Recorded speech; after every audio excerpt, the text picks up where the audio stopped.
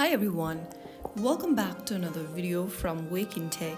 Today in this episode we will be learning how to change language on Zara. If you want to change the language setting on your Zara application on your mobile device, here is how you can do it. First of all, open up the Zara app on your smartphone, and once you're inside the home page, make sure that you're also logged in, and once you are, tap on your profile picture at the bottom right corner. Now, from your profile page, click on Settings.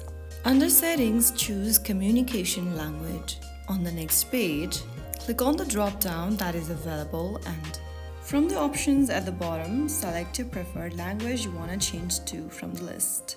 After you do that, click on Save, and that's how you change your language setting on Zara. So that's how it's easily done. If you found the video helpful, don't forget to like, share, and subscribe. I will be back again in the next video. Thank you for watching.